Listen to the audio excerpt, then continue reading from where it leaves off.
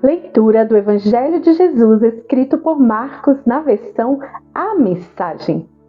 Olá, sejam bem-vindos ao canal. Aqui estamos lendo juntos a Bíblia na versão A Mensagem. Neste vídeo aqui, vamos ler todo o livro de Marcos. Espero que você seja abençoado por essa leitura. Não esquece de deixar o seu like, de curtir aqui o vídeo, para que alcance mais e mais pessoas. Se inscreve no canal e ativa as notificações para você receber a cada dia o vídeo da leitura da Bíblia na versão A Mensagem. Vamos lá para a nossa leitura? Marcos capítulo 1. João o Batista. As boas notícias acerca de Jesus Cristo, a mensagem, começam aqui, seguindo ao pé da letra o livro do profeta Isaías. Observem com atenção. Enviei meu mensageiro adiante de vocês. Ele preparará a estrada para vocês. Trovão no deserto. Preparem-se para a chegada de Deus. Tornem o caminho plano e reto. João, o Batista, apareceu no deserto pregando um batismo de mudança de vida que leva ao perdão dos pecados. As pessoas se atropelavam para ir a ele desde a Judéia e Jerusalém e, enquanto confessavam seus pecados, eram batizadas por ele no Rio Jordão, como sinal de uma vida transformada. João vestia uma túnica de pelo de camelo, amarrada à cintura por um cinto de couro, alimentava-se de gafanhotos e mel silvestre. Sua pregação era esta: o mais importante está por vir. O protagonista deste drama, perante o qual sou um simples figurante, mudará a vida de vocês. Eu os batizo aqui no rio, mudando a velha vida de vocês pela vida no reino. O batismo dele com o Espírito Santo irá mudá-los de dentro para fora. Nessa época, Jesus de Nazaré apareceu na Galileia e foi batizado por João no Jordão. Assim que saiu da água, Jesus viu o céu aberto e o Espírito de Deus, à semelhança de uma pomba, descendo sobre ele. Com a visão do Espírito, ouviu-se uma voz: Você é o meu filho escolhido e marcado pelo meu amor, a alegria da minha vida. O reino de Deus está aqui. Imediatamente o Espírito guiou Jesus ao deserto. Durante 40 dias e noites ele foi testado por Satanás. Animais selvagens eram sua companhia e os anjos tomavam conta dele. Depois que João foi preso, Jesus mudou-se para Galileia e ali pregava. O tempo é agora. O reino de Deus está aqui. Mudem de vida e creiam na mensagem. Caminhando pela praia do mar da Galileia, Jesus avistou Simão e seu irmão André, pescando com redes. Era nisso que trabalhavam. Jesus convidou-os: Venham comigo. Vou fazer de vocês um novo tipo de pescadores. Vou mostrar como pescar pessoas em vez de peixes. Sem fazer uma pergunta, eles simplesmente largaram as redes e foram com ele. Alguns metros adiante, perto da praia, ele viu os irmãos Tiago e João, filhos de Zebedeu, que estavam no barco consertando as redes. Jesus fez aos dois a mesma proposta e imediatamente eles deixaram seu pai Zebedeu, o barco e os empregados e o acompanharam. Ensino com autoridade. Eles entraram em Cafarnaum. Quando o sábado chegou, Jesus logo foi para a sinagoga e passou o dia lá ensinando. O povo ficou admirado com seu ensino objetivo e confiante, sem os sofismas e as citações usados pelos líderes religiosos. De repente, estando ele ainda na sinagoga, a reunião foi interrompida por um homem extremamente perturbado que gritava: O que você veio fazer aqui conosco, Jesus? Sei o que você veio fazer aqui, Nazareno. Você é o Santo de Deus e veio aqui para nos destruir. Jesus ordenou: Quieto, saia dele. O espírito perturbador agitou o homem, protestou em voz alta e saiu. Os ouvintes, impressionados, cochichavam entre si: O que está acontecendo aqui? Um novo ensinamento com demonstração prática? Ele consegue calar espíritos demoníacos imundos e ainda os expulsa. A notícia correu rapidamente e todos na Galileia ficaram sabendo do incidente. Jesus saiu da sinagoga e foi para a casa de Simão e André, acompanhado por Tiago e João. A sogra de Simão estava de cama, ardendo em febre. Informado disso, Jesus foi até onde ela estava, pegou-a pela mão e a fez levantar-se. Tão logo a febre a deixou, ela foi preparar o jantar para eles. Ao anoitecer, depois do pôr do sol, foram trazidas a ele pessoas doentes e afligidas por espíritos malignos. A cidade inteira fez fila na porta da casa. Ele curou os corpos doentes e as almas atormentadas. Os demônios conheciam sua verdadeira identidade, mas ele não permitia que se pronunciassem. O leproso. Ainda não havia amanhecido quando ele se levantou e retirou-se para orar num lugar isolado. Simão e os que estavam com ele foram procurá-lo. Eles o encontraram e disseram: "Todos estão à tua procura." Jesus decidiu: "Vamos a outras cidades para que eu possa pregar ali também. Faz parte da minha missão." Assim, por toda a Galiléia ele visitou sinagogas, que era um lugar de reunião, pregando e expulsando demônios. Um leproso aproximou-se dele, ajoelhou-se e implorou: "Se o Senhor quiser, pode me purificar." Emocionado, Jesus estendeu a mão, tocou o leproso e disse: "Quero, fique limpo." A lepra desapareceu na hora. A pele do homem ficou lisa e saudável. Jesus o despediu com ordens estritas: "Não diga nada a ninguém.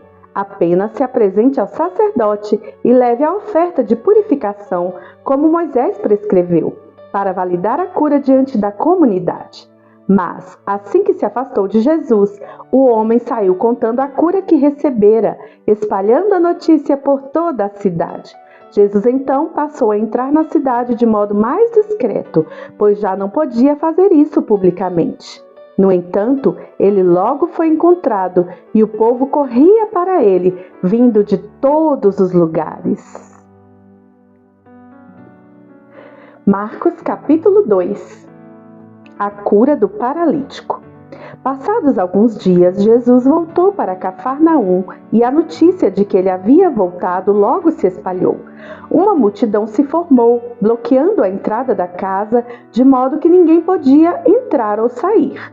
Ele estava ensinando a palavra quando 4 homens apareceram carregando um paralítico. Eles não conseguiram entrar por causa da multidão, por isso removeram parte do telhado e desceram o paralítico em sua maca. Impressionado com tanta fé, Jesus disse ao paralítico: "Filho, eu perdoo seus pecados." Alguns líderes religiosos que estavam presentes começaram a cochichar entre si: "Ele não pode falar assim. Que blasfêmia! Só Deus pode perdoar pecados."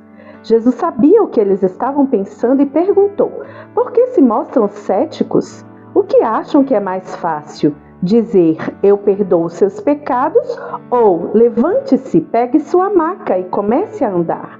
Pois bem, para que fique claro que sou o Filho do Homem e estou autorizado a fazer uma coisa e outra, voltou-se para o paralítico e ordenou: "Levante-se, pegue a sua maca e vá para casa." E o homem assim fez.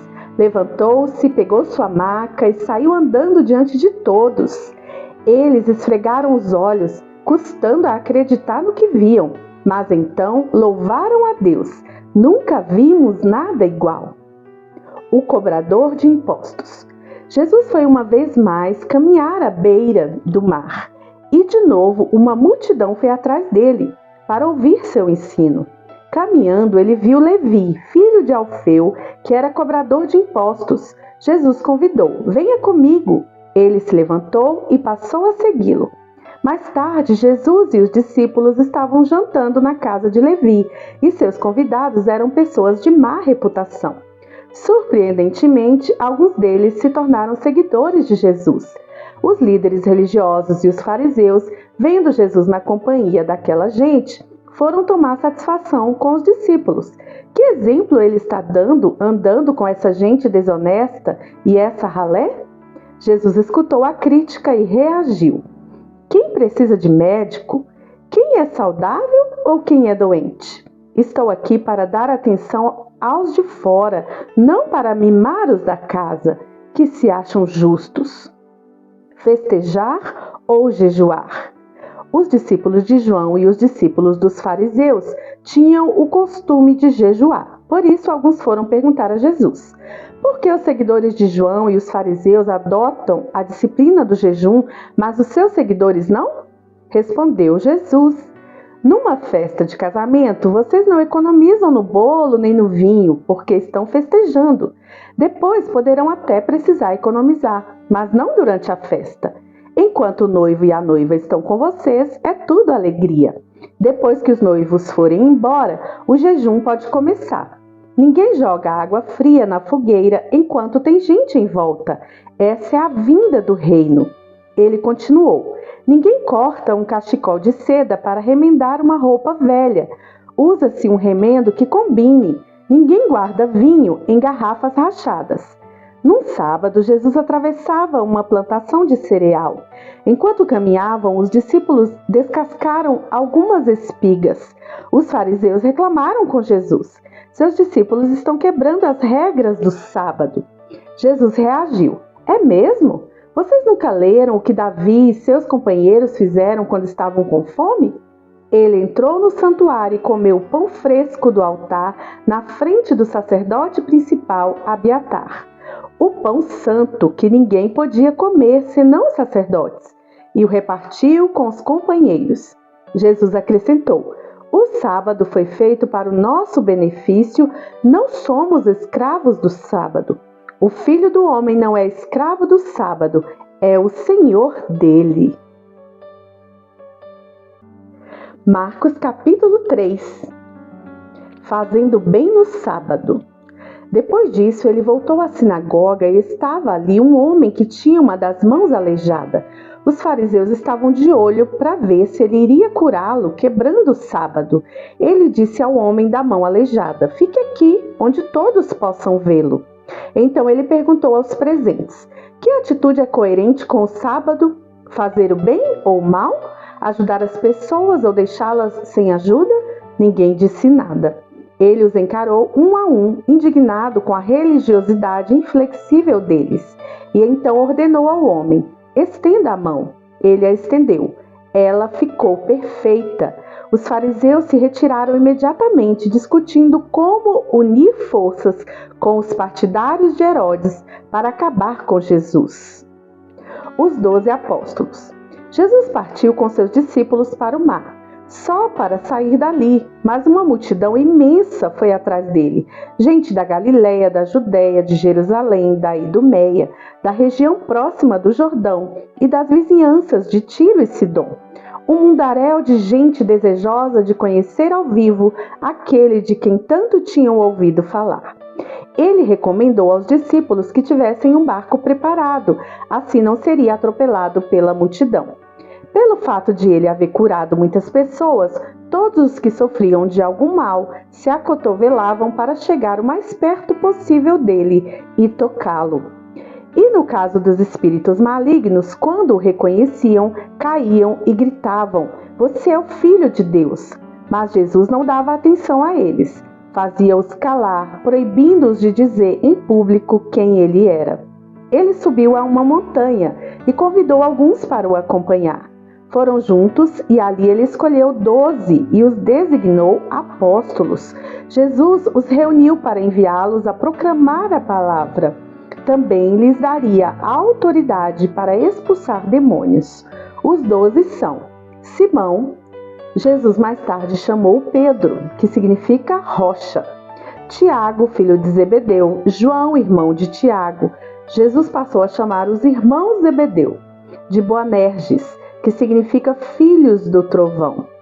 André, Filipe, Bartolomeu, Mateus, Tomé, Tiago, filho de Alfeu, Tadeu, Simão o Zelote, Judas Iscariotes, que o traiu. Satanás contra Satanás? Jesus foi para casa e, como sempre, uma multidão se formou em volta.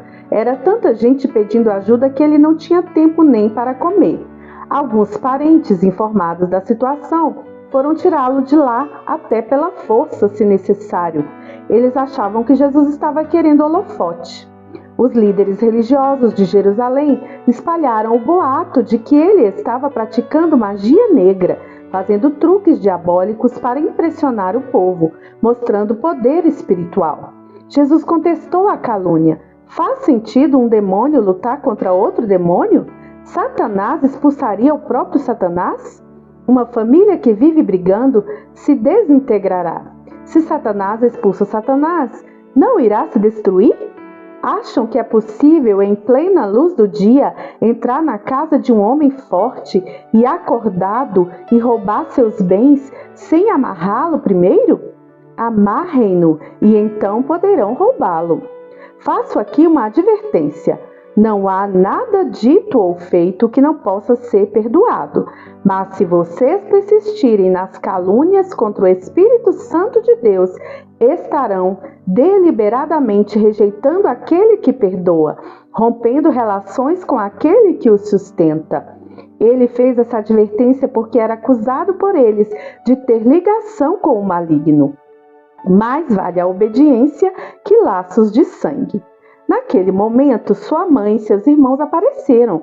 Estando do lado de fora, mandaram um recado dizendo que queriam falar com ele.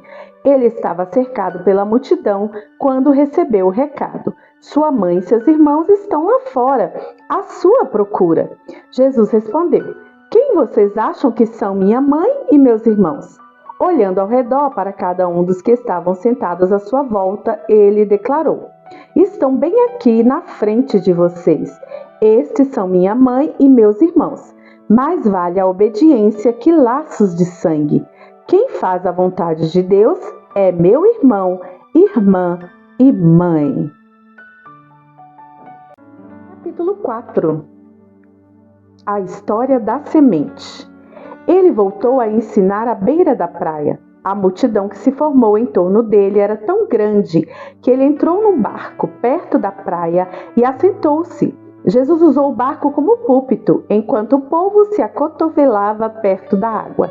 Ele ensinava por meio de histórias, muitas histórias. Ouçam, o que vocês acham? Um agricultor estava semeando. Enquanto fazia seu trabalho, algumas sementes caíram pelo caminho e aves as comeram. Outras caíram no meio dos pedregulhos. Brotaram rapidamente, mas não aprofundaram raízes. Com o calor do sol, secaram tão rapidamente quanto haviam brotado. Outras ainda caíram no meio das ervas daninhas. As sementes chegaram a brotar, mas foram sufocadas. Nenhuma sobreviveu. Por fim, algumas, porém, caíram em boa terra e floresceram, produzindo uma colheita que superou todas as expectativas. Vocês estão entendendo? Quando eles ficaram sozinhos, os que eram mais chegados a ele, além dos 12, pediram que ele explicasse a história. Ele disse: Vocês têm o privilégio de conhecer melhor o reino de Deus. Conhecem as suas verdades. Mas, para aqueles que ainda não podem ver, tudo é dito por meio de histórias, a fim de levá-los a abrir o coração e a receber a mensagem. Essas pessoas são assim. Seus olhos estão abertos, mas não veem nada. Seus ouvidos estão abertos, mas não entendem uma palavra. Recusam-se a voltar-se para Deus para receber perdão. Ele continuou: Entenderam o objetivo da história? Todas as minhas histórias têm o mesmo propósito. O agricultor planta a palavra. Alguns são como a semente que cai à beira do caminho. Assim que ouvem a palavra, Satanás arranca o que foi plantado neles. Outros são como a semente que cai no meio dos pedregulhos. Ouvem a palavra e a recebem com grande entusiasmo, mas assim como a palavra não cria raízes, a emoção passa ou surge alguma dificuldade, não sobra nada. A semente lançada no meio das ervas daninhas é aquele que ouve a mensagem do reino, mas é vencido pela preocupação e pela ilusão de manter o que tem e de ganhar mais. A mensagem é sufocada e não sobra nada. A semente lançada na terra boa é a pessoa que ouve a palavra e a abraça, e a colheita supera todas as expectativas. Generosidade. Jesus continuou: Alguém compra uma lâmpada para pôr debaixo do balde ou debaixo da cama? O que se faz não é colocá-la numa prateleira? Nós não estamos guardando segredos, nós os estamos revelando. Não estamos escondendo nada, mas tornando público. Vocês estão entendendo? Ouçam bem o que estou dizendo. Fiquem atentos quando algum espertalhão ensinar que vocês podem vencer na vida por vocês mesmos.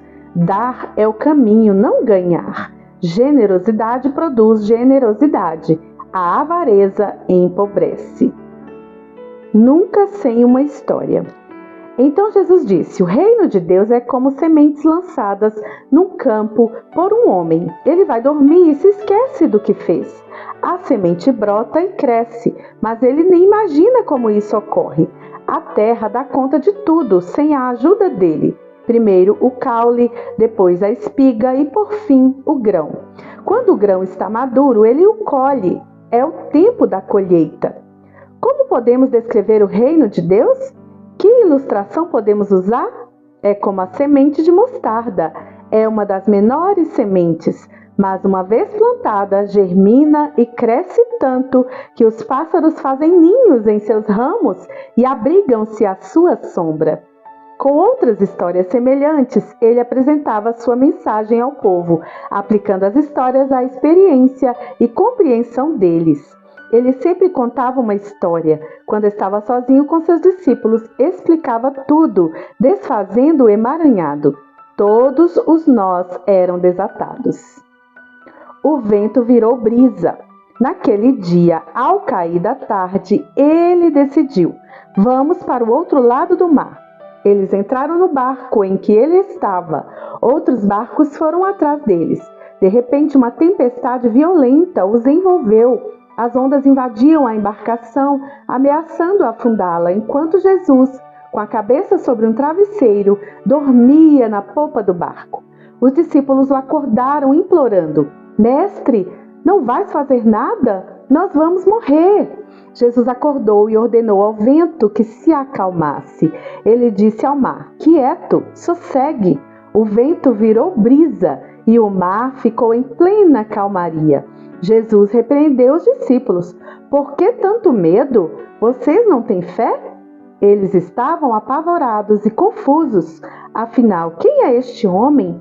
Se perguntavam. Até o vento e o mar se acalmam quando ele ordena. Marcos capítulo 5. O homem louco. Eles chegaram ao outro lado do mar, na terra dos Gerazenos. Assim que Jesus saiu do barco, um louco, vítima de demônios, saiu do cemitério e correu para ele. O homem vivia no meio das sepulturas. Ninguém conseguia prendê-lo. Era impossível acorrentá-lo ou amarrá-lo. Ele fora amarrado muitas vezes com cordas e correntes, mas quebrava as correntes e arrebentava as cordas. Ninguém era forte o bastante para subjugá-lo. Noite e dia vagava entre as tumbas e pelas colinas, gritando e cortando o próprio corpo com pedras pontiagudas. Quando ele viu Jesus, correu na direção dele e curvou-se reverentemente. Depois rugiu um protesto: O que queres comigo, Jesus, filho do Deus Altíssimo? Em nome de Deus, não me perturbes. Jesus havia ordenado ao espírito maligno: Fora, saia deste homem. Jesus perguntou: Diga-me seu nome. Ele respondeu: Meu nome é Multidão, pois somos muitos. Em desespero, implorou a Jesus que não o expulsasse daquela região. Uma grande manada de porcos estava pastando numa colina perto dali. Os demônios então suplicaram a Jesus: Manda-nos para os porcos, permita que vivamos neles. Jesus permitiu, mas aos porcos aconteceu pior do que ao homem. Enlouquecidos, correram, pularam de um penhasco, caíram no mar e se afogaram. Aterrorizados, os que cuidavam dos porcos saíram em disparada e contaram o incidente na cidade e na região. Todos queriam ver de perto o que havia acontecido. Eles encontraram Jesus e viram o louco assentado, usando roupas decentes e em perfeita saúde, não mais como alguém fora do juízo. Os que haviam presenciado a cena Contaram aos outros o que acontecera ao endemoniado e aos porcos. No princípio, os curiosos ficaram impressionados. Depois ficaram revoltados por causa dos porcos que haviam perdido e imploraram a Jesus que saísse dali e nunca mais voltasse. Jesus estava indo para o barco e o homem que fora liberto dos demônios pediu para acompanhá-lo, mas o mestre não o permitiu. Em vez disso, aconselhou: vá para casa, para seu povo. Conte-lhes o que o mestre, num gesto de misericórdia, fez por você. O homem voltou e na área das 10 cidades dava testemunho do que Jesus havia feito por ele. Ele se tornou o assunto da cidade. Arriscando-se pela fé. Após a travessia, uma imensa multidão formou-se à beira-mar. Um dos líderes da sinagoga, chamado Jairo, foi falar com Jesus. Ajoelhou-se diante dele e suplicou: minha filhinha está à beira da morte. Vem comigo e impõe as mãos sobre ela para que melhore. Jesus foi com ele e a multidão inteira os acompanhou, apertando-o e empurrando-o. Uma mulher que estava sofrendo de hemorragia havia 12 anos ouviu falar de Jesus. Muitos médicos haviam tratado dela, mas sem sucesso. Levaram todo o seu dinheiro e a deixaram pior que antes. Ela esgueirou-se por trás dele e tocou sua roupa.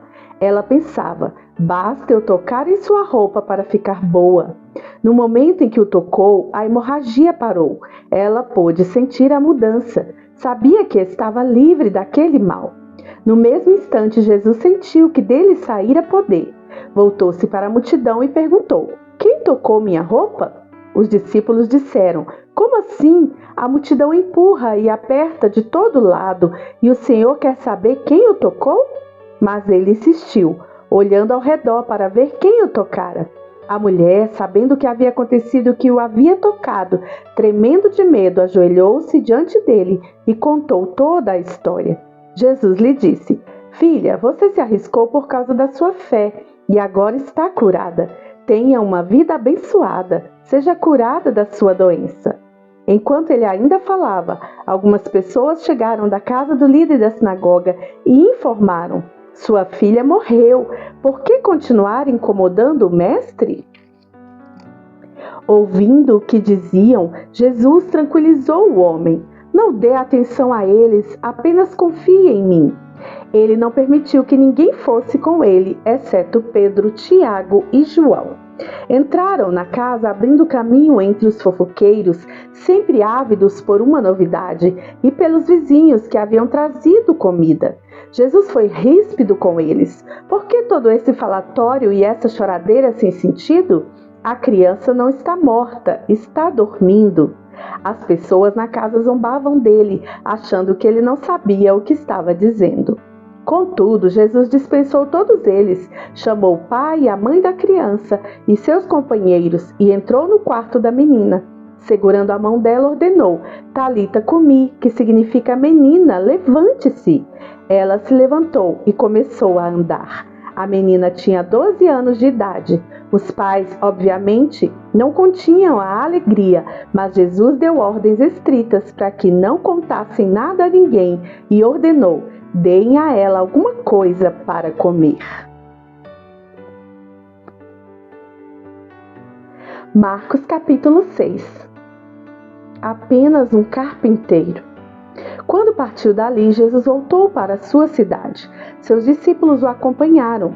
No sábado, ele começou a ensinar na sinagoga. Ele arrebentou. Todo mundo ficou impressionado. De onde vem tanta sabedoria, tanta capacidade? Perguntavam-se. Não demorou, porém, já estavam falando mal dele. Ora, ele é apenas um carpinteiro, o filho de Maria. Nós o conhecemos desde menino. Conhecemos também seus irmãos, Tiago, José, Judas e Simão, e suas irmãs. Quem ele pensa que é? Mesmo sem conhecê-lo direito, eles o desprezavam. Jesus declarou: um profeta só não é importante em sua terra e em sua família, nas ruas em que brincou quando criança. Jesus não pôde fazer muita coisa ali. Impôs as mãos sobre uns poucos doentes e os curou. Nada mais. Não pôde vencer a resistência deles. Assim, decidiu visitar as outras cidades, ensinando o povo. Os 12. Jesus convocou os 12 e enviou-os em duplas. Deu-lhes autoridade e poder para enfrentar a oposição maligna, além das seguintes instruções: não pensem que precisarão de muito equipamento para cumprir a missão. Vocês são o equipamento. Nada de depender do dinheiro. Sejam simples. Nada de hospedagem de luxo. Hospedem-se no lugar simples e contentem-se com isso. Se não forem bem recebidos e se não os ouvirem, retirem-se sem estardalhaço, sem fazer cena. É hora de dar de ombros e continuar o caminho.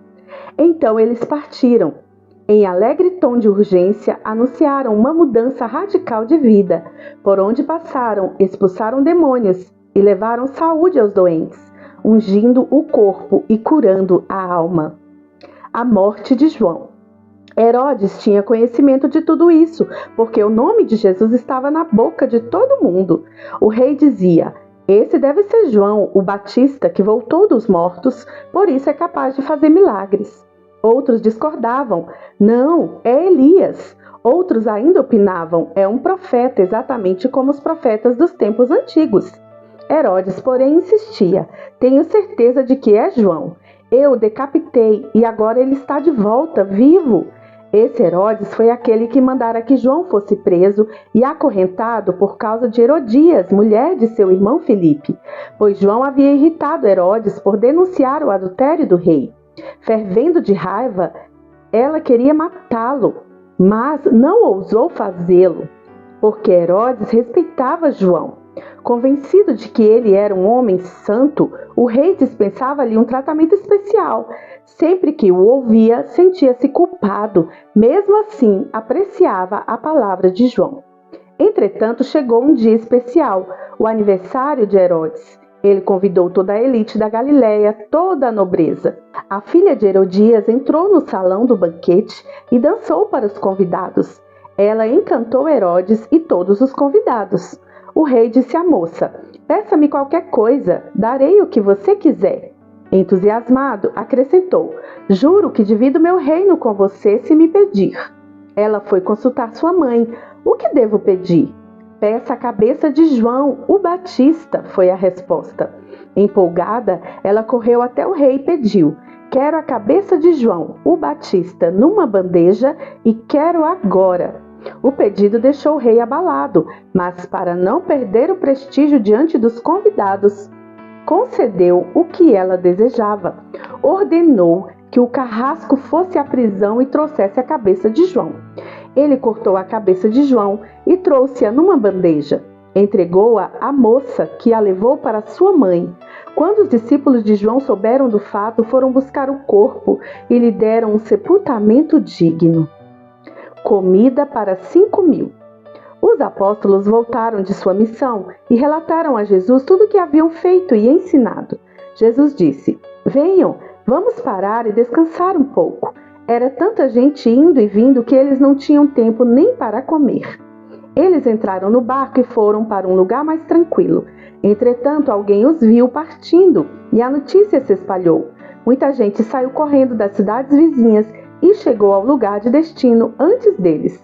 Quando Jesus saiu do barco, uma multidão imensa o aguardava. Ao ver todo aquele povo, ele ficou comovido. Afinal, eram como ovelhas sem pastor. Ele imediatamente pôs-se a ensiná-los. Já no cair da tarde, os discípulos viram que Jesus estava se alongando e o interromperam. Estamos no meio do nada e está ficando tarde. Despede o povo para que eles saiam e consigam o que comer nas redondezas. Jesus respondeu: vocês vão dar comida a eles. Eles perguntaram: é sério? Mesmo que gastemos uma fortuna? Mas ele não estava brincando.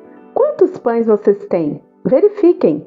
Não demorou para saberem. 5 pães e 2 peixes, informaram. Jesus mandou que todos se assentassem em grupos de 50 ou de 100 na grama verde. Ele tomou os 5 pães e os 2 peixes, olhou para o céu, orou, abençoou o pão, partiu e entregou tudo aos discípulos, que por sua vez o repartiram com o povo. Ele fez o mesmo com o peixe. Todos comeram e ficaram satisfeitos. Os discípulos recolheram 12 cestos de sobras, e os que participaram da refeição foram cerca de 5.000. andando sobre o mar. Terminada a refeição, Jesus insistiu em que os discípulos entrassem no barco e fossem para Betsaida, enquanto ele despedia o povo. Em seguida, ele subiu a uma montanha para orar. Tarde da noite, o barco já estava longe e Jesus ainda estava em terra. Ele podia ver a dificuldade dos seus companheiros com os remos, pois o vento estava contra o barco. Por volta das 4 horas da madrugada, Jesus foi na direção deles, andando sobre o mar. E quando se aproximou e eles o viram, pensaram que fosse um fantasma e gritaram apavorados. Jesus tratou de tranquilizá-los. Calma, sou eu, não tenham medo. Assim que ele entrou no barco, o vento cessou.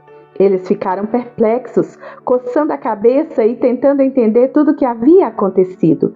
Não haviam entendido o que ele fizera na hora da refeição. Estavam com o coração endurecido. Concluíram a travessia, ancoraram o barco em Genezaré e lá o deixaram. Assim que pisaram em terra, a notícia rapidamente se espalhou.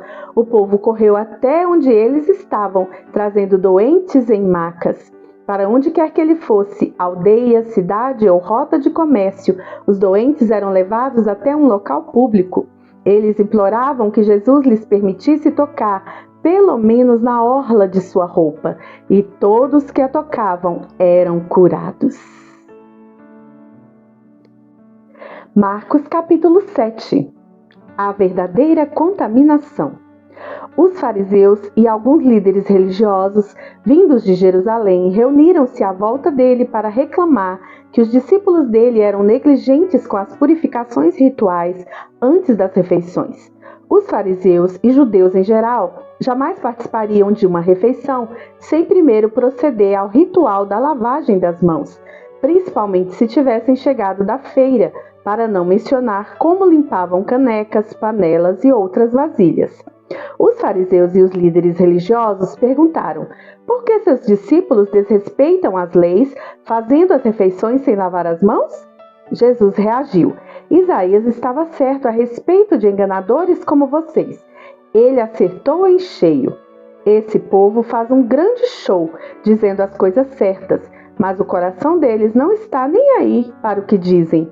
Fazem de conta que me adoram, mas é tudo encenação.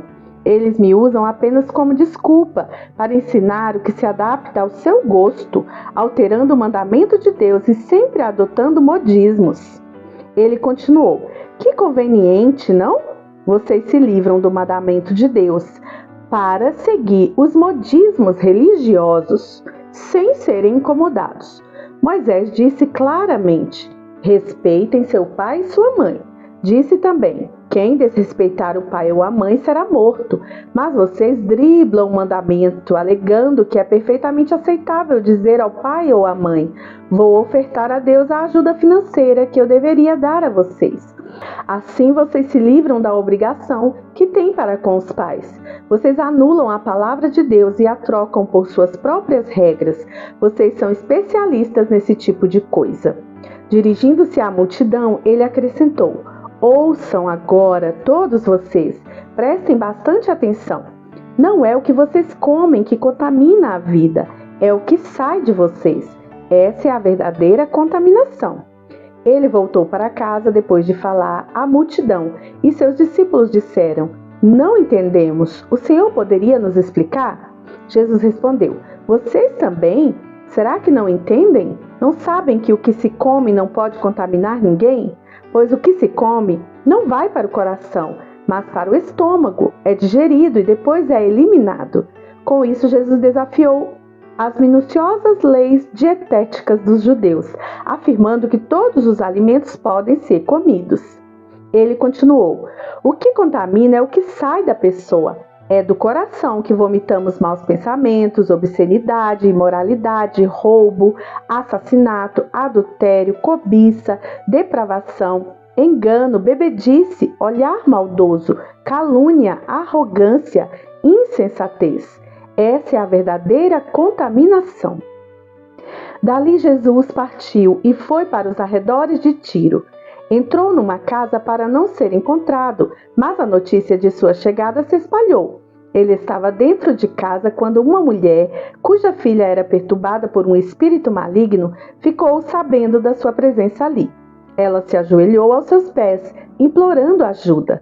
A mulher era grega, Ciro-fenícia de nascimento, e pediu que ele curasse sua filha. Ele disse: espere sua vez. Os filhos devem ser alimentados primeiro. Se sobrar alguma coisa, os cães poderão comer. Ela foi rápida. Entendo, mestre, mas os cães não comem das migalhas que os filhos deixam cair? Jesus ficou impressionado. Tem razão, vá para casa. Sua filha não está mais perturbada. A aflição demoníaca se foi. Ela foi para casa e encontrou a filha tranquila na cama, livre daqueles tormentos. Ele deixou a região de Tiro e voltou para o mar da Galileia, passando por Sidom e pelo distrito das 10 cidades. Algumas pessoas trouxeram um homem que não podia ouvir nem falar e pediram a Jesus que impusesse as mãos sobre ele. Jesus tocou nos ouvidos do homem e passou-lhe um pouco de saliva na língua.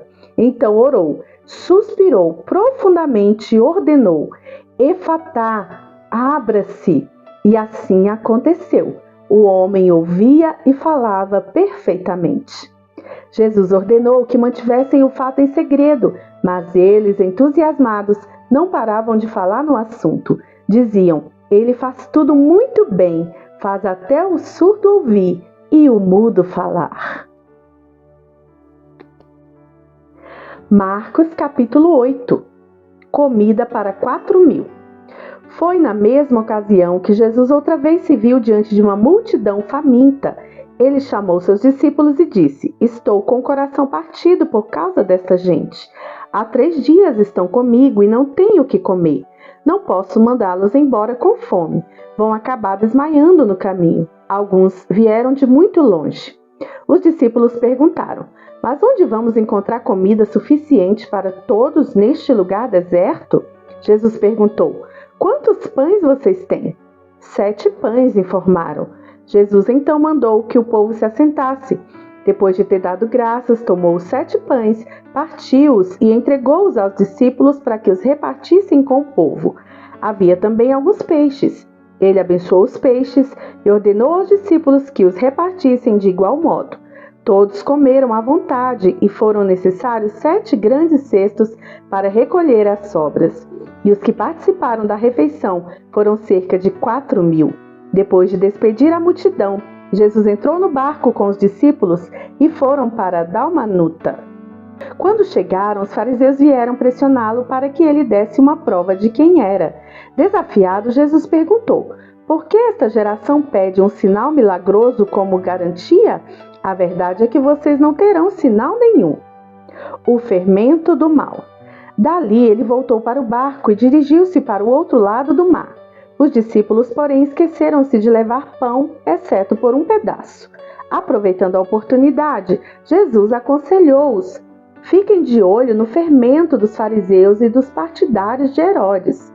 Pensando que ele os repreendia por haverem esquecido o pão, começaram a culpar um ao outro. Percebendo o que se passava, Jesus perguntou: por que estão discutindo por haverem esquecido o pão? Não entenderam ainda? Não conseguem perceber? Não se lembram dos 5 pães que demos aos 5.000? Quantos cestos de sobras vocês recolheram? Eles responderam: 12. E dos 7 pães para os 4.000, quantos cestos de sobras vocês recolheram?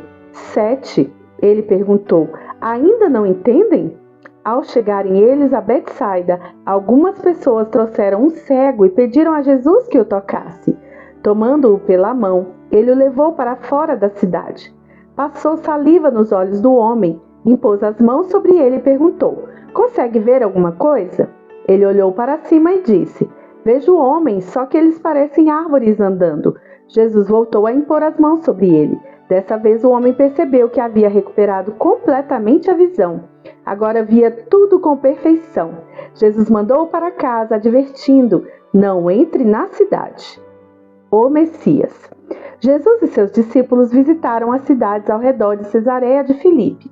Enquanto caminhavam, ele perguntou: quem o povo diz que eu sou? Eles responderam: alguns pensam que é João o Batista, outros acham que é Elias. Há quem pense que é algum dos profetas. Ele insistiu: E vocês, quem acham que eu sou? Pedro declarou: Tu és o Cristo, o Messias. Jesus pediu que guardassem segredo, que não dissessem nada a ninguém.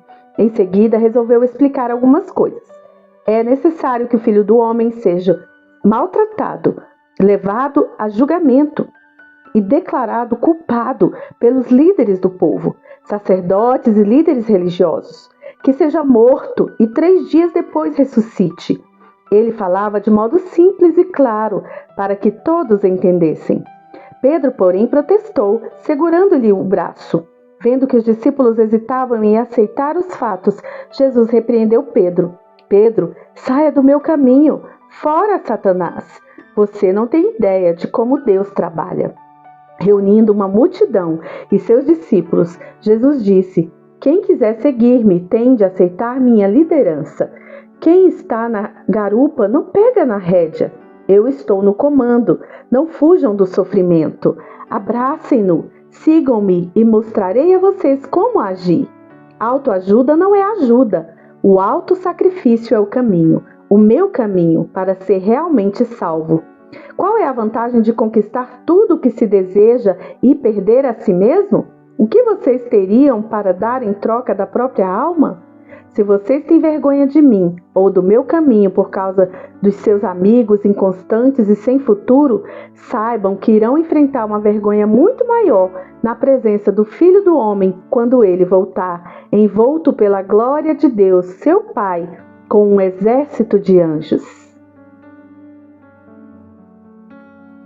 Marcos capítulo 9.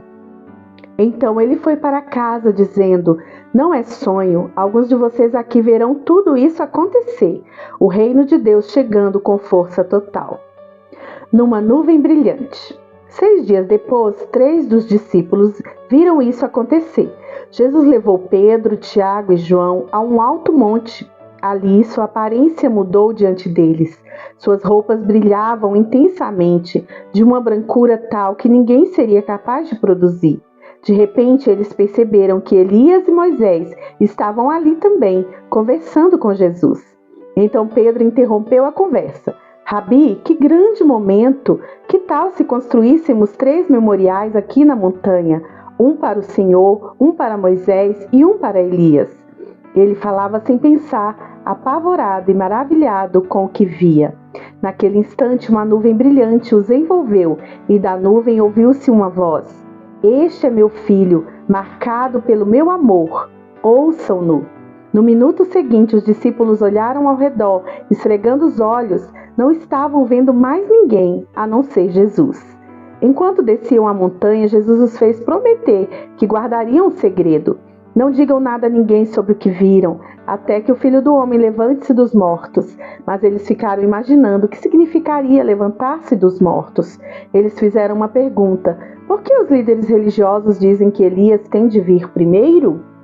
Jesus explicou: Elias vem para deixar tudo pronto. A verdade, porém, é que Elias já veio, mas eles não o reconheceram. Eles o desprezaram, assim como irão tratar o Filho do Homem. De acordo com as Escrituras, ele sofrerá terrivelmente, será torturado e tratado com desprezo. Tudo é possível para quem tem fé. Quando desceram a montanha para se reunir aos outros discípulos, viram-se rodeados por uma multidão imensa que debatia com os líderes religiosos. Assim que viu Jesus, o povo ficou animado. Correram para ele e o saudaram. Ele perguntou: O que está acontecendo? Por que toda essa agitação? Um homem da multidão respondeu: Mestre, eu trouxe meu filho, que foi deixado mudo por um demônio. Toda vez que o demônio se aposta dele, joga-se ao chão. O menino baba, range os dentes e fica rígido como uma tábua. Falei com teus discípulos esperando que o libertassem, mas não puderam. Jesus suspirou inconformado. Mas que geração! Vocês não conhecem Deus. Até quando vou ter de aguentar esse tipo de coisa? Quantas vezes ainda vou ter de passar por isso? Tragam o menino aqui. Eles o trouxeram. Quando o demônio viu Jesus, apossou-se do menino, que ficou babando e se contorcendo no chão. Jesus perguntou ao pai do menino: Há quanto tempo isso acontece? Desde que era pequeno, muitas vezes o demônio joga no fogo ou no rio para matá-lo. Se o Senhor puder fazer alguma coisa, tenha misericórdia e nos ajude. Jesus disse: se eu puder, tudo é possível para quem tem fé. Assim que Jesus disse essas palavras, o pai do menino exclamou: eu creio, mas me ajude a vencer as minhas dúvidas. Percebendo que a plateia ficava cada vez maior, Jesus deu ordens expressas ao espírito maligno: espírito mudo e surdo, eu ordeno, sai dele e não volte. Com muito estardalhaço o espírito saiu. O menino estava pálido como um defunto, de modo que as pessoas começaram a dizer: ele está morto. Mas tomando-o pela mão, Jesus o levantou. O menino ficou em pé. Depois que chegaram a casa, os discípulos perguntaram a Jesus: por que não podemos expulsar o demônio? Ele respondeu: não há outro meio de se livrar desse tipo de demônio a não ser com oração. Saindo dali, viajaram pela Galileia. Jesus não queria que ninguém soubesse do seu paradeiro, pois queria ensinar seus discípulos. Ele anunciou: o Filho do Homem está para ser traído por gente que não quer nada com Deus. Eles o matarão, mas 3 dias depois ele aparecerá, vivo. Eles não sabiam do que ele estava falando, mas tinham medo de perguntar. Quem é o maior? Eles foram para Cafarnaum. Já em casa ele perguntou: o que vocês discutiam pelo caminho? O silêncio foi constrangedor, porque eles estavam discutindo sobre quem deles era o maior. Ele se assentou, chamou os 12 e disse: saibam que quem quiser ser o primeiro ficará por último e será servo de todos. Ele pôs uma criança no meio da sala e, pegando-a nos braços, disse: quem recebe uma dessas crianças como eu estou fazendo, recebe-me também. Mas que isso, recebe o próprio Deus que me enviou. Então João disse a Jesus: mestre, vimos um homem usando o teu nome para expulsar demônios e o impedimos, porque ele não é do nosso grupo. Jesus reprovou-os: não o impeçam. Ninguém pode usar meu nome para fazer algo bom e poderoso e no momento seguinte afastar-se de mim. Se ele não é inimigo, é aliado. Qualquer um que lhes der um copo de água em meu nome está do nosso lado, e Deus levará isso em conta. Mas quem prejudicar esses que são como crianças, intimidando-os ou tirando proveito da simplicidade deles, logo irá desejar nunca ter feito isso. Seria melhor jogar-se no meio do mar com uma pedra amarrada ao pescoço. Se sua mão ou seu pé os atrapalha na caminhada com Deus, é melhor cortá-los e jogá-los fora. É preferível viver mutilado ou aleijado do que ter 2 mãos e 2 pés que o levem para a fornalha de fogo eterno. Se seu olho desvia sua atenção de Deus, arranque-o e jogue-o fora. É preferível viver com apenas um olho do que ter uma visão perfeita no fogo do inferno. Todos, cedo ou tarde, irão passar por um fogo purificador, mas vocês serão preservados das chamas eternas. Por isso, preservem-se. Vivam sempre em paz. Marcos capítulo 10. Divórcio. Dali ele foi para a região da Judéia, do outro lado do Jordão. Como sempre, uma multidão o acompanhava e ele punha-se a ensiná-los. Um dia os fariseus vieram provocá-lo. É permitido a um homem divorciar-se de sua esposa? Jesus perguntou: o que Moisés determinou? Eles responderam: Moisés deu permissão que o marido a mandasse embora, dando-lhe uma certidão de divórcio. Jesus disse: Moisés deu esse mandamento apenas como concessão ao coração duro de vocês. Na criação, no plano original, Deus fez e uniu o homem e a mulher. Por isso, um homem deixa seu pai e sua mãe e, por meio do casamento, se torna uma só carne com sua mulher. Não são mais 2 indivíduos. Formam agora uma nova unidade. Deus criou uma união tão perfeita que ninguém pode ter a ousadia de profaná-la, separando-os. Depois que estavam em casa, os discípulos voltaram a tocar no assunto. Jesus foi muito direto. O homem que se divorcia de sua esposa para se casar com outra, comete adultério contra ela. A mulher que se divorcia do marido para se casar com outro, comete adultério também. Alguns estavam trazendo crianças a Jesus, na esperança de que ele as abençoasse. Mas os discípulos deram uma bronca nessa gente. Jesus não escondeu a irritação. Não tentem afastar essas crianças. Não as impeçam de vir a mim. O reino de Deus é feito de pessoas que são como crianças. Prestem atenção. Se vocês não aceitarem o reino de Deus com a simplicidade de uma criança, nunca entrarão nele. Então, tomando as crianças nos braços, impunha as mãos sobre elas e as abençoava. Para entrar no reino de Deus. Jesus caminhava pela rua e um homem veio correndo, ajoelhou-se e perguntou: Bom mestre, que devo fazer para alcançar a vida eterna? Jesus perguntou: Por que você me chama bom? Ninguém é bom a não ser Deus. Você conhece os mandamentos: não mate, não cometa adultério, não roube, não minta, não engane, honre seu pai e sua mãe. Ele disse: Mestre, faço tudo isso desde muito novo. Jesus olhou nos olhos e, cheio de amor por ele, disse: Falta algo. Venda tudo o que você tem e dê aos pobres. Toda a sua riqueza, então, estará no céu. Depois venha me seguir. Foi um choque. Aquela era a última coisa que ele esperava ouvir. Assim, abatido, ele se foi. Sendo muito apegado aos seus bens, não queria abrir mão de tudo. Enquanto observava, Jesus disse aos seus discípulos: Vocês fazem ideia de como é difícil para os ricos entrar no reino de Deus? Os discípulos foram pegos de surpresa, mas Jesus continuou: Vocês não imaginam como é difícil. É mais fácil um camelo passar pelo fundo de uma agulha. Isso chamou a atenção dos discípulos. Se é assim, quem tem chance? Perguntaram. Jesus olhou bem firme para eles e disse: Ninguém tem chance se pensam que conseguirão pelo esforço próprio. A única maneira é deixar Deus agir. Só Ele tem o poder de fazer. Pedro então lhe disse: Nós deixamos tudo para te seguir. Jesus disse: Guardem isto. Ninguém que sacrifique casa, irmãos, irmãs, mãe, pai, filhos, propriedades, seja o que for, por minha causa e por causa da mensagem, sairá perdendo. Eles terão tudo de volta, multiplicado muitas vezes em casas, irmãos, irmãs, mães, filhos e propriedades, mas também em problemas. Terão ainda o prêmio da vida eterna. Aí está de novo a grande inversão. Muitos primeiros serão últimos e muitos últimos primeiros. De volta à estrada, eles foram para Jerusalém. Jesus ia adiante e eles o seguiam, confusos e um pouco amedrontados. Ele chamou os 12 e disse: Ouçam-me com atenção. Estamos a caminho de Jerusalém. Quando chegarmos lá, o Filho do Homem será entregue aos mestres da lei e aos líderes religiosos. Eles irão condená-lo à morte. Eles o entregarão aos romanos, que irão zombar dele, cuspir nele, torturá-lo e matá-lo. Mas depois de 3 dias, ele se levantará, vivo. Os lugares de honra. Tiago e João, filhos de Zebedeu, foram falar com Jesus. Mestre, queremos que o Senhor faça algo por nós. Verei se posso fazer.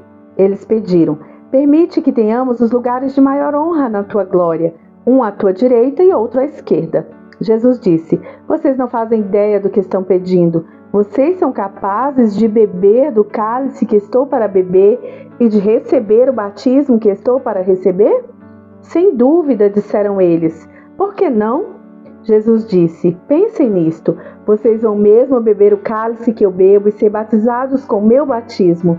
Mas quanto aos lugares de honra, não é comigo. Isso já está decidido. Os outros 10 ouviram a conversa e ficaram indignados com Tiago e João. Então Jesus os reuniu para consertar a situação. Ele disse: Vocês já devem ter notado como o poder sobe à cabeça dos governantes deste mundo, que logo se tornam tiranos. Vocês não devem agir assim. Quem quiser ser o maior deve se tornar servo. Quem quiser ser o primeiro deve se tornar escravo. É o que o Filho do Homem faz. Ele veio para servir, não para ser servido, e para dar a própria vida para salvar muita gente. Depois de passarem algum tempo em Jericó, Jesus saiu da cidade seguido pelos discípulos e por uma multidão. E um mendigo cego chamado Bartimeu, filho de Timeu, estava sentado à beira do caminho. Quando ele soube que Jesus, o Nazareno, passava por ali, começou a gritar: Filho de Davi! Jesus, misericórdia! Tem misericórdia de mim! Muitos tentaram fazê-lo calar, mas ele gritava ainda mais alto: Filho de Davi, tem misericórdia de mim! Jesus parou e ordenou: Tragam-no aqui. Eles foram chamá-lo. Hoje é o seu dia, ele está chamando você. Levante-se. Jogando longe a sua capa, ele ficou em pé e foi até Jesus.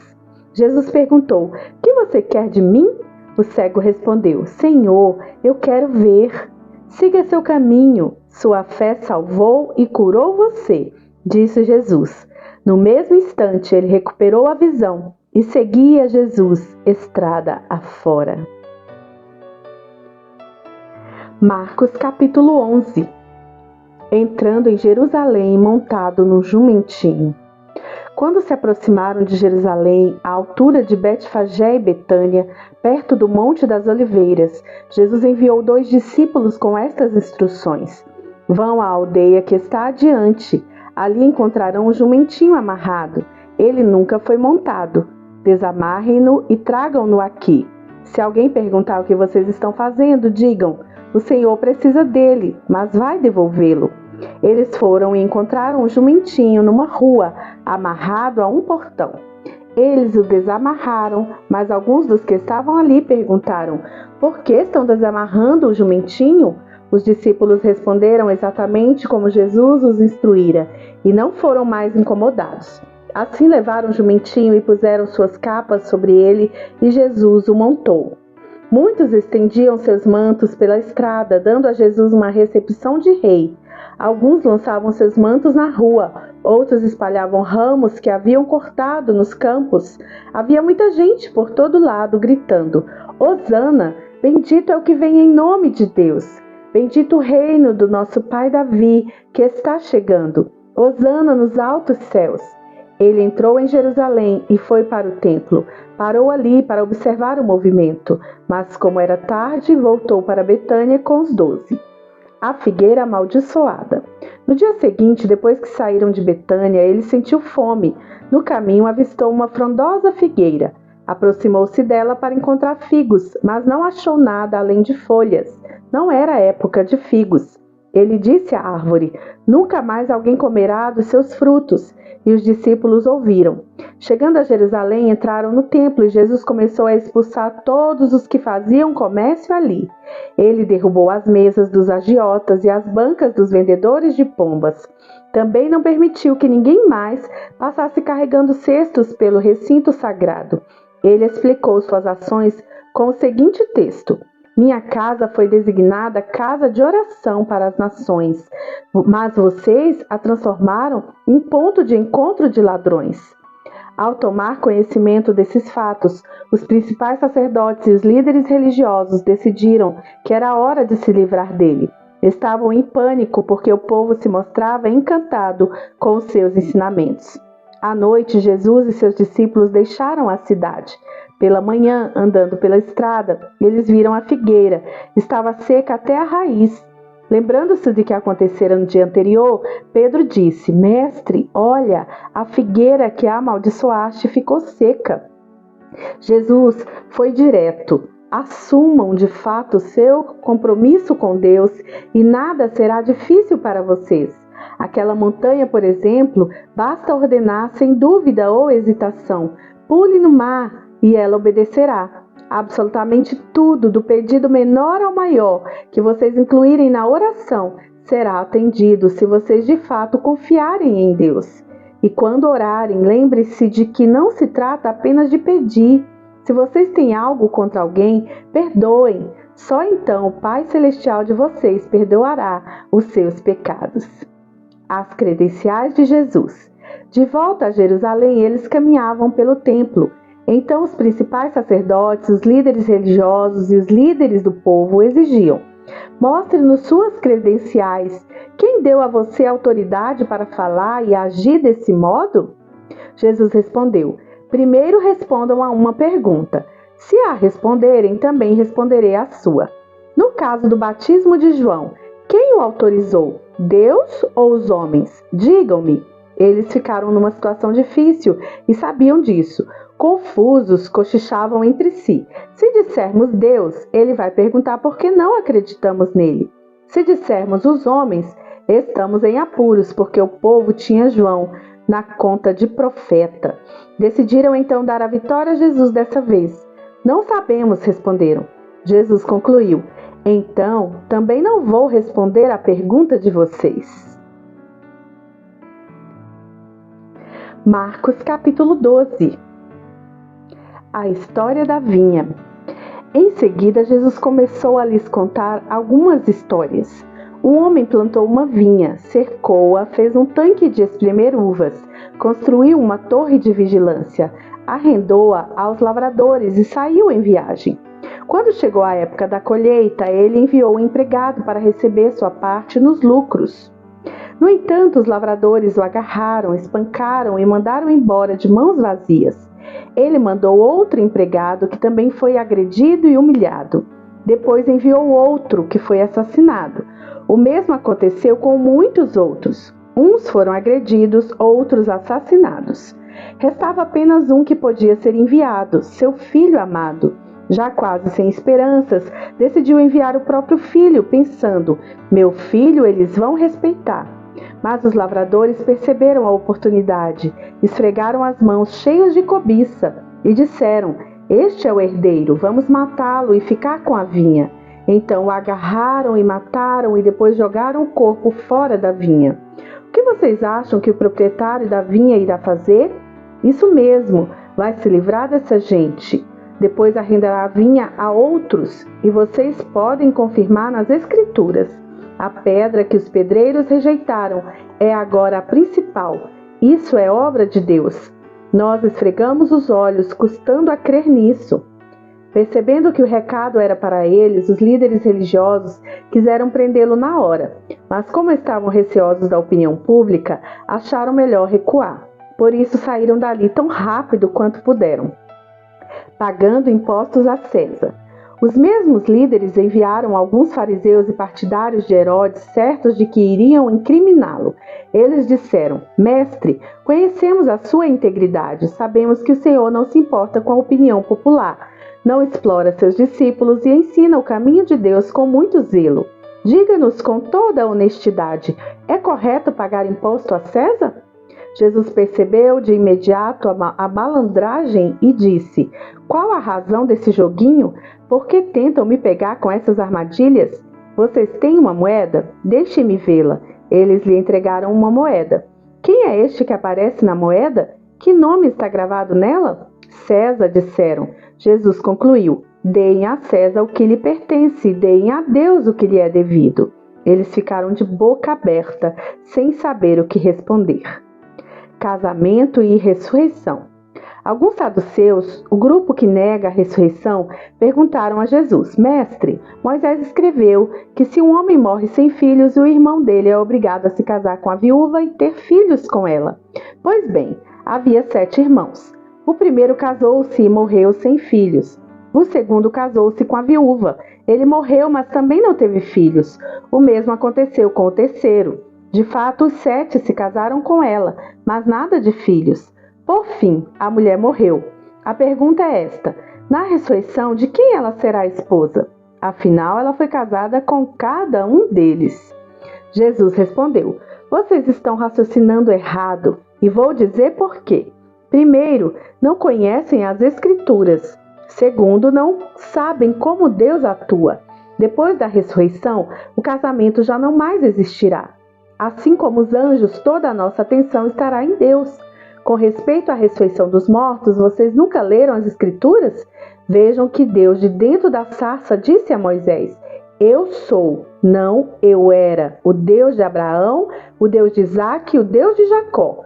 O Deus vivo é o Deus dos vivos, não dos mortos. Portanto, vocês não sabem de nada. O mandamento mais importante.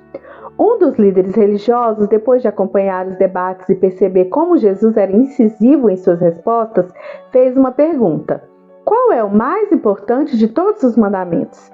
Jesus respondeu: o primeiro em importância é o seguinte: ouça, Israel, o Senhor seu Deus é único.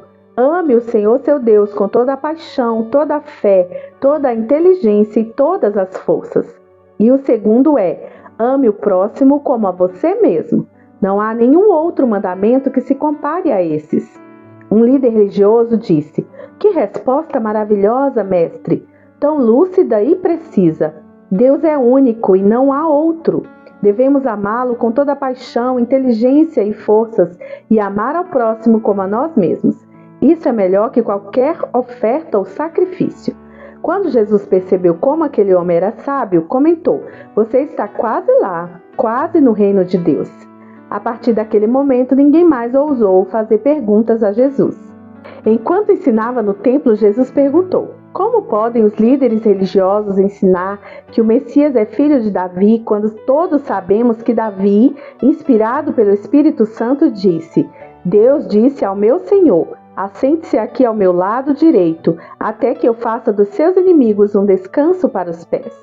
Davi declara que o Messias é seu mestre. Como pode então o Messias ser também seu filho? A multidão estava maravilhada com o que ouvia. Ele continuou a ensinar: cuidado com os líderes religiosos. O prazer deles é ostentar títulos acadêmicos, receber elogios publicamente, desfrutar posições de destaque e assentar-se nos lugares principais durante o serviço religioso. Além disso, o tempo todo eles exploram os fracos e indefesos. Quanto mais oram, pior fica a situação deles, mas no fim eles irão pagar por tudo isso. Assentado atrás de um gasofilácio, ele observava o povo depositar dinheiro na hora da coleta. Os ricos faziam ofertas vultuosas, mas uma viúva pobre aproximou-se e ofertou 2 pequenas moedas, uns míseros centavos. Jesus chamou os discípulos em particular e comentou: "A verdade é que essa viúva pobre deu uma oferta maior que a dos demais. Todos os outros deram do que não precisavam. Ela fez uma extravagância, algo que não podia fazer. Deu tudo o que possuía." Marcos capítulo 13. Os falsos profetas do fim dos tempos. Jesus saía do templo quando um dos discípulos chamou sua atenção: "Mestre, olha essas pedras, essas construções." Jesus disse: "Vocês estão impressionados com essa arquitetura grandiosa? Tudo isso será um monte de ruínas até a última pedra." Mais tarde, enquanto ele estava sentado no Monte das Oliveiras, no local de onde podia avistar o templo, Pedro, Tiago, João e André foram conversar com ele. "Quando essas coisas vão acontecer? Que sinal teremos de que tudo caminha para um desfecho?" Jesus explicou: "Cuidado com os falsos profetas do fim dos tempos.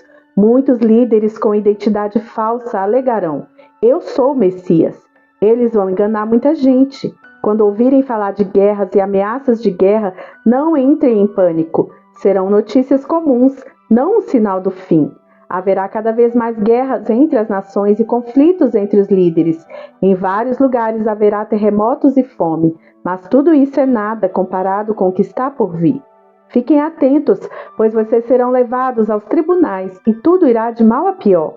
Vocês serão torturados e todos perseguirão os que levam o meu nome. Vocês serão postos como sentinelas da verdade. A mensagem tem de ser pregada em todo o mundo. Quando traírem vocês e os levarem aos tribunais, não se preocupem com o que dizer. Quando chegar o momento, digam o que estiver no coração. O Espírito Santo dará testemunho por intermédio de vocês. Haverá irmão matando irmão, pai matando filho, filho matando os pais. Todos odiarão vocês por causa do meu nome. Fiquem firmes, isso é necessário. Fiquem firmes até o fim. Vocês não ficarão desamparados, pois serão salvos." Fugindo para as colinas. Estejam preparados para fugir quando virem a besta da profanação estabelecida onde nunca deveria estar. Quem lê não terá dificuldade de entender o que estou falando. Quando isso acontecer, se vocês estiverem na Judéia naquele tempo, corram para as colinas. Se estiverem trabalhando no quintal, não voltem para buscar nada em casa. Se estiverem no campo, não voltem para buscar agasalho. As grávidas e as que amamentam sofrerão mais. Orem para que isso não aconteça no inverno. Serão dias difíceis. Nada parecido aconteceu desde que Deus fez o mundo, nem depois haverá. Se esses dias de aflição seguissem o curso normal, ninguém suportaria, mas por causa dos escolhidos de Deus, a aflição será encurtada. Ninguém sabe o dia e a hora. Se alguém anunciar: "Aqui está o Messias", ou apontar: "Lá está ele", não caiam nessa. Falsos messias e pregadores mentirosos surgirão aos montes. Suas credenciais impressionantes e seus encantadores espetáculos, se possível, iludiriam até os escolhidos de Deus. Fiquem atentos, pois eu os avisei com antecedência. Após aqueles tempos difíceis, o sol perderá o seu brilho, a lua ficará nublada, as estrelas cairão do céu e os poderes cósmicos sofrerão abalo. Então todos irão ver o Filho do Homem chegar em grande estilo, seu esplendor encherá o céu, ninguém deixará de ver. Ele enviará seus anjos que ajuntarão os escolhidos de Deus dos 4 cantos da terra, desde os lugares mais distantes. Aprendam a lição da figueira. Quando percebem que ela começou a florescer e verdejar, vocês sabem que o verão está chegando. O mesmo acontecerá com vocês. Quando virem os sinais, saberão que não demorará muito. Levem isto a sério. Não estou me dirigindo apenas às gerações futuras, mas a vocês também. Esta era continua até que todas essas coisas aconteçam. O céu e a terra vão desaparecer, mas as minhas palavras jamais. Querem saber o dia e a hora? A verdade é que ninguém sabe, nem os anjos do céu, nem mesmo o Filho, só o Pai. Portanto, fiquem atentos, pois vocês não sabem o momento exato. É como um homem que vai viajar e deixa a casa sob a responsabilidade dos empregados, cada qual com uma tarefa, e põe o porteiro para vigiar. Portanto, permaneçam em seu posto, vigiando. Vocês não sabem a que horas o dono da casa vai voltar. De noite, à meia-noite, ao cantar do galo ou pela manhã. Vocês não vão querer que ele apareça sem aviso e os encontre dormindo no posto. Por isso, reforço a advertência. Permaneçam em seus postos, vigiem. Marcos capítulo 14. Ungindo a cabeça. Dali a 2 dias começaria a festa da Páscoa, com 8 dias de duração, e a festa dos pães sem fermento. Os principais sacerdotes e líderes religiosos estavam procurando um modo de prender Jesus e matá-lo. Eles concordaram em que não deveriam fazer isso durante a semana da Páscoa. Não queremos iniciar uma guerra, disseram. Jesus estava em Betânia como convidado de Simão, o leproso. Enquanto jantavam, uma mulher apareceu com um frasco de perfume muito caro. Abrindo o frasco, ela derramou o perfume sobre a cabeça de Jesus. Alguns convidados ficaram indignados. Que desperdício! Esse perfume poderia ser vendido pelo valor do salário de 1 ano e o dinheiro distribuído entre os pobres. Eles fuzilavam a mulher com os olhos. Jesus, porém, disse: deixem-na em paz, por que vocês a incomodam? Ela acaba de fazer algo tão maravilhoso para mim. Os pobres estarão sempre aí, todos os dias, mas eu não. Sempre que quiserem, poderão fazer algo por eles, mas não para mim. Ela fez o que pôde quando pôde, ungiu meu corpo para o sepultamento. Tenham certeza de uma coisa: em qualquer lugar do mundo em que a mensagem for pregada, o que ela fez aqui será lembrado e admirado. Então Judas Iscariotes, um dos 12, procurou o sacerdote principal determinado a trair Jesus. Eles mal podiam acreditar no que ouviam e lhe prometeram uma boa recompensa. Ele ficou apenas esperando o momento certo de entregá-lo. O traidor do Filho do Homem. No primeiro dia da festa dos pães sem fermento, dia de preparar o sacrifício da Páscoa, os discípulos perguntaram a Jesus: onde queres que preparemos a ceia da Páscoa? Ele orientou 2 dos discípulos: vão para a cidade, um homem com um jarro de água encontrará vocês. Sigam-no, perguntem ao proprietário da casa em que ele entrar. O mestre quer saber em qual aposento ele poderá comer a ceia da Páscoa com seus discípulos. O homem mostrará a vocês uma sala no 2º andar, espaçosa, limpa e arrumada. Façam ali os preparativos. Os discípulos foram para a cidade e tudo aconteceu como ele lhes dissera. Eles prepararam ali a refeição pascal. Depois do pôr do sol, ele chegou com os 12. Quando estavam à mesa, Jesus disse: tenho algo difícil, mas importante a dizer. Um de vocês me trairá, alguém que neste momento come comigo. Chocados, começaram a dizer um após o outro: eu não. Ele respondeu: é um dos 12, alguém que come sempre comigo. O Filho do Homem sofrerá a dor da traição já prevista nas Escrituras. Até aí nenhuma surpresa. Mas ai do traidor do Filho do Homem, melhor que ele nunca tivesse nascido. Isto é meu corpo. Durante a refeição, depois de tomar o pão e abençoá-lo, Jesus o partiu, deu aos discípulos e disse: Tomem, isto é meu corpo. Tomando o cálice e dando graças a Deus, entregou a eles também e todos beberam. Ele disse: Isto é meu sangue, a nova aliança de Deus, derramado em favor de muitos. Não beberei vinho outra vez, até o dia em que o beber no reino de Deus. Então eles cantaram um hino e foram para o Monte das Oliveiras. Jesus alertou-os: por causa do que vai acontecer comigo, vocês irão se dispersar. Isso é para cumprir um texto das Escrituras que diz: vou ferir o pastor e as ovelhas ficarão desorientadas. Mas depois que eu ressuscitar, irei adiante de vocês para a Galiléia. Mas Pedro, todo afoito, declarou: ainda que todo mundo fuja, eu não fugirei. Jesus respondeu: não tenha tanta certeza. Ainda esta noite, antes que o galo cante 2 vezes, você vai me negar 3 vezes. Pedro protestou, falando sem pensar: ainda que eu tenha de morrer contigo, jamais te negarei. Todos os outros disseram o mesmo. Getsêmani. Então eles foram para um jardim chamado Getsêmani. Jesus disse aos discípulos: fiquem aqui enquanto vou orar mais adiante. Levando consigo Pedro, Tiago e João, ele mergulhou em grande agonia e declarou: a tristeza que sinto é uma tristeza de morte. Fiquem aqui e vigiem comigo.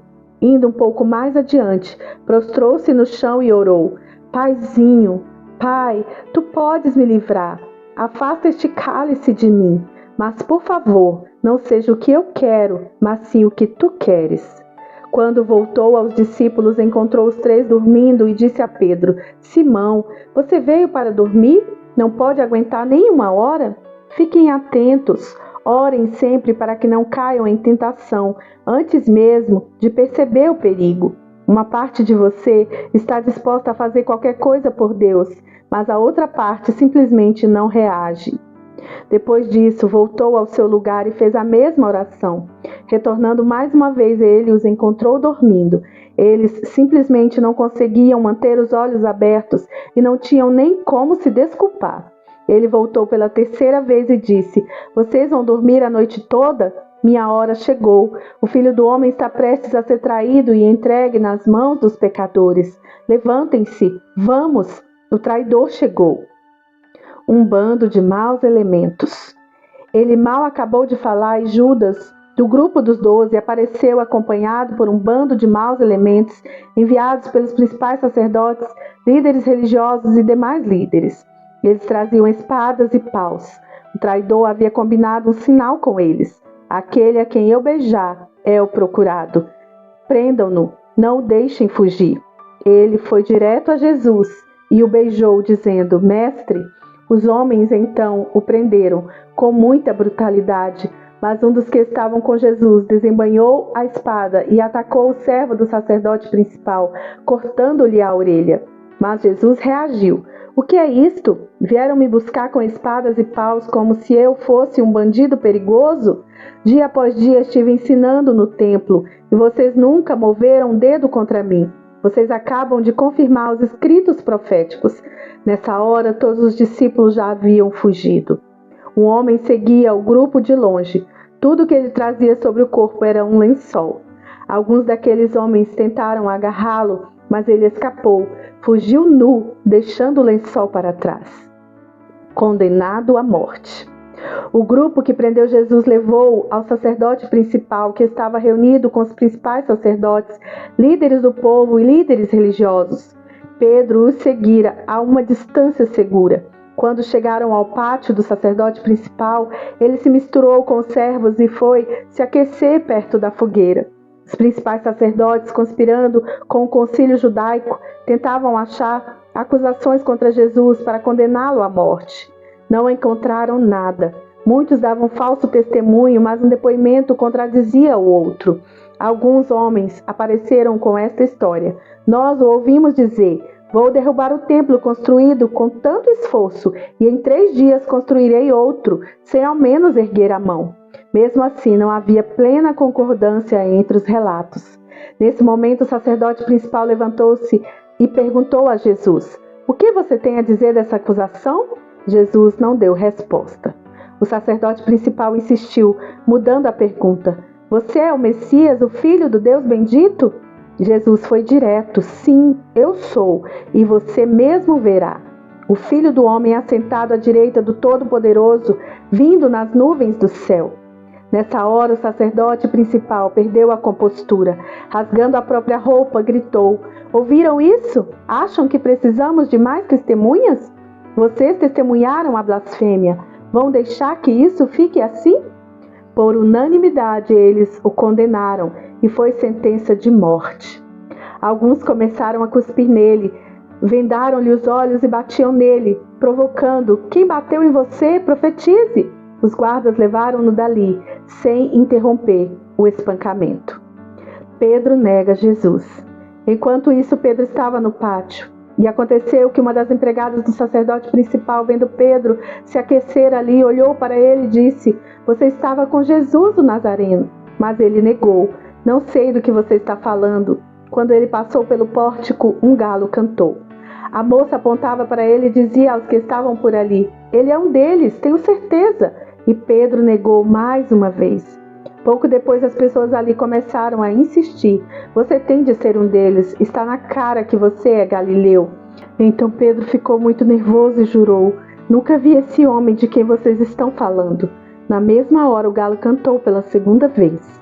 Pedro lembrou-se do que Jesus dissera: "Antes que o galo cante 2 vezes, você vai me negar 3 vezes."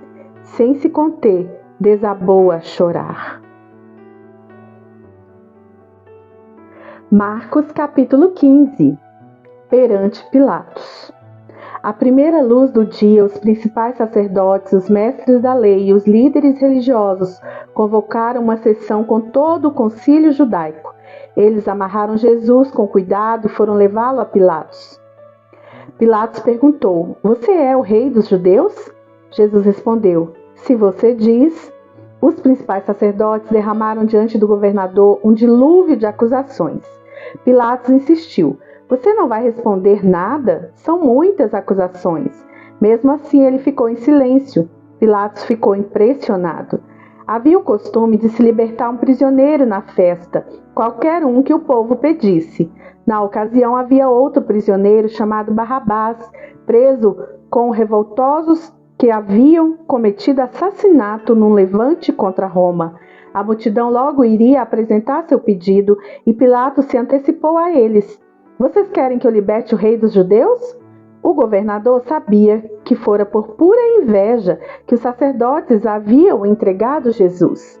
No entanto, os principais sacerdotes haviam orientado a multidão para que pedissem a libertação de Barrabás. Mas Pilatos perguntou: "Então o que farei com este homem que vocês chamam rei dos judeus?" Eles gritaram: "Crucifique-o!" Pilatos objetou: "Mas por qual crime?" Contudo, eles gritavam ainda mais alto: "Crucifique-o!" Pilatos atendeu ao pedido da multidão, libertou Barrabás e entregou Jesus para ser açoitado e crucificado. Os soldados levaram Jesus ao palácio chamado Pretório e reuniram uma tropa inteira. Vestiram-no com um manto de púrpura e puseram uma coroa de espinhos na cabeça dele. Então começou a zombaria: "Viva o rei dos judeus!" Eles lhe batiam na cabeça com um bastão, cuspiam nele e se ajoelhavam diante dele como se o reverenciassem. Quando cansaram das chacotas, tiraram-lhe o manto de púrpura e o vestiram de novo com as suas roupas.